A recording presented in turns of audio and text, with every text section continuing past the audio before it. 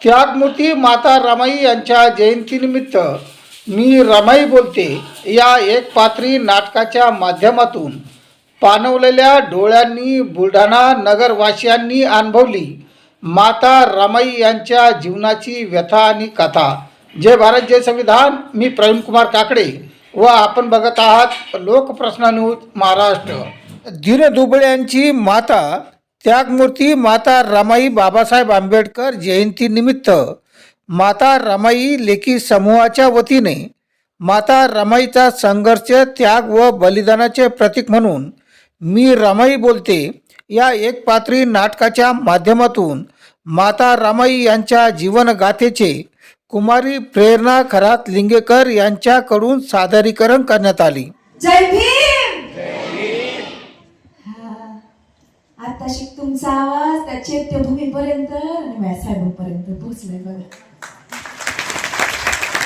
सर्वांना जय भीम. मी प्रेरणा खरात लिंगेकर आपल्यासमोर मी रमाई बोलते हे एक पात्र नाटक सादर करणार आहे. बुद्धांना त्रिवार वंदन बा भीमाला हात जोडते. बुद्धांना त्रिवार वंदन बा भीमाला हात जोडते. बहिणींनो भावांनो म्या रामी रमा साहेबांची रामू तुमची रमाई. खरं तर माझ्यापेक्षा माझ्या साहेबांना तुम्ही जास्त ओळखतात ना. माझा साहेब म्हणजे महान पंडित. माझा साहेब म्हणजे महान पंडित. बुद्धांचा विचारवंत, बुद्धांचा महान उपासक, दीनदुबळ्यांचा कैवारी, मनुस्मृतीचा दहन करणारा क्रांतिकारक, कधी न मावळणारा क्रांती सूर्य. त्या सूर्याची मी सावली. साहेबांची रामू आणि तुमची रमाई. माझा जन्म लाई छोट्याशा गावात झाला बघा. वलंद गावात. समुद्र काठावर माशाचे टोपले उचलायचा, बाजारात येऊन टाकायचे काम करायचं. आई घरकाम करायची. रोज रोज तेवढं वजन उचलल्यामुळं त्याच्या लई छातीत दुखू लागलं. तुम्ही म्हणतात ना 5-5 मिनिटं खोकला थांबत नाही. अगदी तसा खोकला नागाला लागला होता. त्याने आईला कळविलं नाही. त्याला ठाऊक होतं आईला कळालं तर आई त्याला काम करू देणार नाही आणि समज आईवर येईल.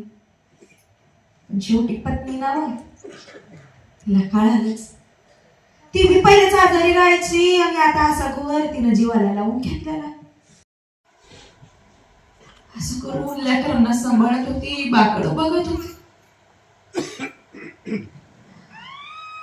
एक दिवस संध्याकाळच्याला भाजी भात केला. समद्यानं वाढलं. माझं शंकर खात नव्हतं. त्याला आई दिसलीच नाही. आई कुठं गेली का ताई? आई मामाच्या घरी गेली आहे ना. चाल की आपण बी जाऊ. बुलढाणा शहरामध्ये आज रोजी रमाबाई जयंती यांच्या म्हणजे जयंतीनिमित्त बुलढाण्यामध्ये जे रमाबाई नाटकांचे जे सादरीकरण झाले एक पात्री नाटक. तर बुलढाण्याकरांचं असं म्हणणे कारण असा कार्यक्रम बुलढाण्यामध्ये आता पण ते कधी झालेला नाही.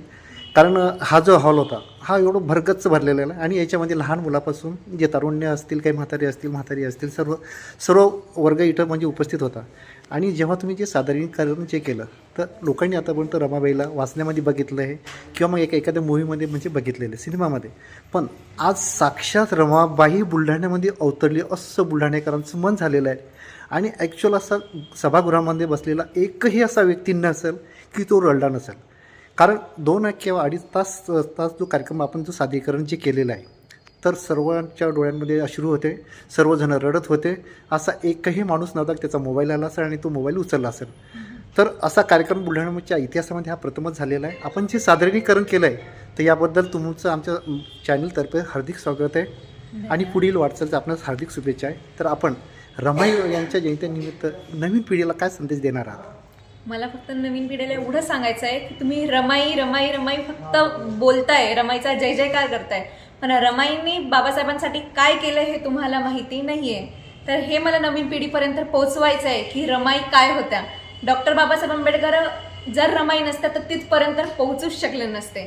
तर मला फक्त एवढं सांगायचं आहे की तुम्ही रमाई वाचताय तर तुम्ही रमाई मनात आणा, तुम्ही रक्तात आणा, तेव्हाच सगळे पुढे जातील.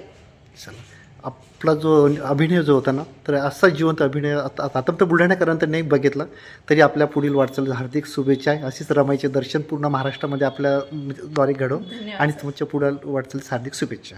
धन्यवाद. थांबा.